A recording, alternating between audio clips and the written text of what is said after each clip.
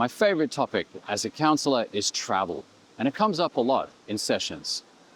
Couples, individuals, they ask all the time, why do I get into so many fights and arguments whenever I travel?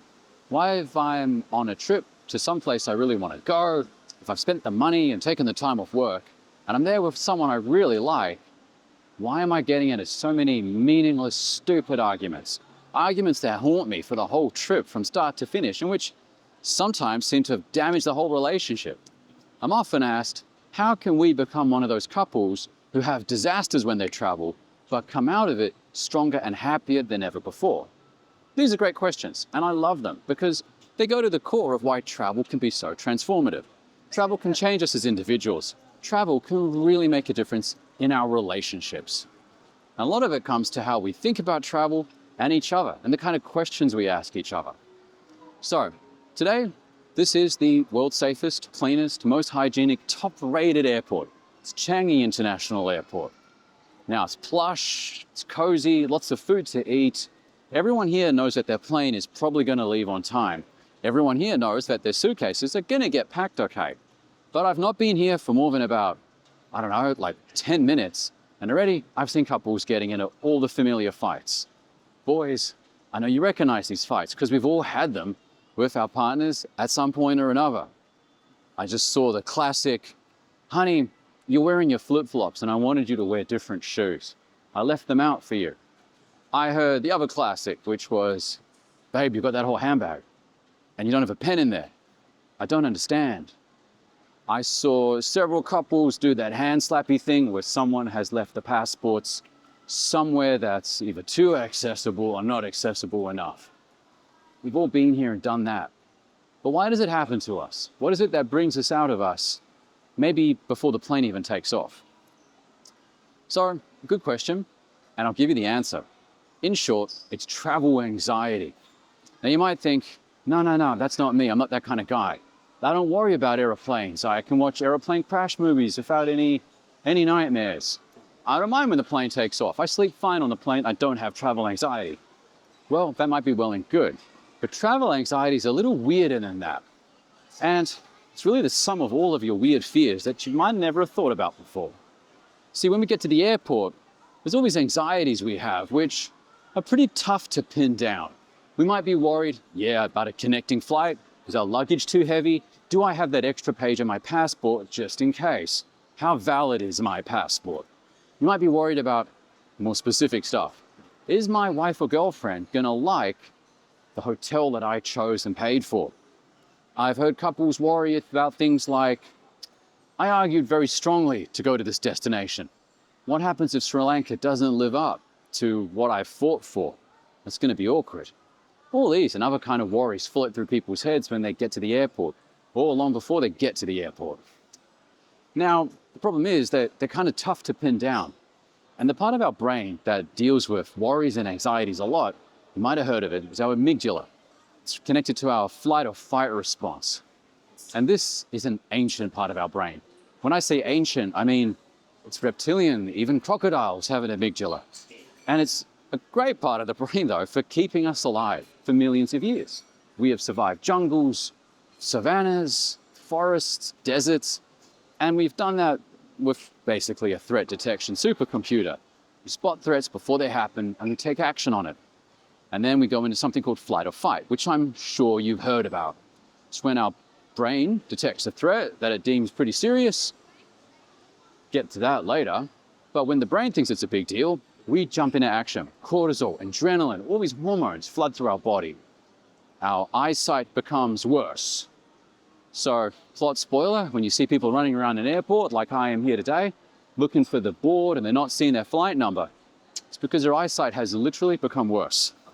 When we become stressed, and we go into our flight or fight response, our sense of hearing diminishes as well. So we're literally not able to hear things as clearly as we normally do. Now that's not great if you're trying to listen out for flight announcements, and it's even worse if you're meant to be paying attention to something your wife or girlfriend said. We also become less creative, which means we're bad at problem solving. So something like, hey, my favorite pen is out of ink, isn't a problem which, it should be an easy one to solve, but when we're stressed and anxious, it becomes like a real problem that is harder to solve. Not a great combination. You might be thinking, wait, none of this is good. How's it meant to help me? Well, it's flight or fight. It's meant to protect us from leopards, snakes, tigers, lions, or whatever else we were battling thousands of years ago. But at a plush airport like Changi International, where there really is no threat, it's not that helpful because you're not going to, obviously, actually run out the airport. You're not going to get into a fight, certainly not with your wife, and certainly not with someone in a uniform. So it kind of just goes in a bit of a circle for us. We can't put our finger on what the problem is to solve. And all these fears, future hotel bookings, is my wife going to like it? What's the destination going to be like? Did I remember to bring the charger? All starts to become a big amorphous worry in our head. At the same time, we're out of our familiar settings. It's called displacement. We're not really sure about the patterns. We're a little bit out of our territory. And when that starts to happen, we start to feel it and it creeps up. And then our brain will do this thing where it targets on as something a lot more familiar than, I don't know, whatever you're worried about.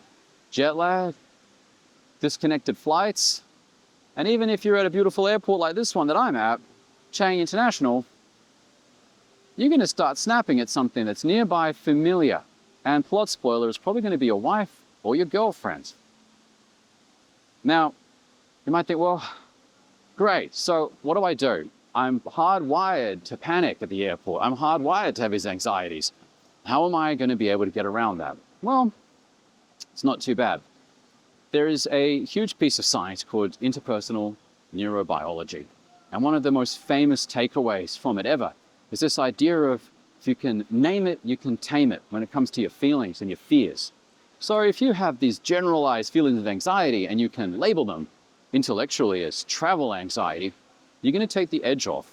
And this isn't some kind of hokey feel-good exercise. Very comprehensive brain scan studies have shown that if we can label a feeling, the amygdala, that flight or fight part of our brain, is significantly less reactive. So you have a better chance of not completely losing your cool at the passport check-in line with your wife or your girlfriend. Now, it's great for you to be able to label it, but what's better and so great for your relationship is if you're able to talk about this to your wife or your girlfriend. If you can sit down and say, babe, I really want to talk to you about travel anxiety. I think I have travel anxiety. Well, she's probably going to first say, no shit, Sherlock, because you fight at the airport every time.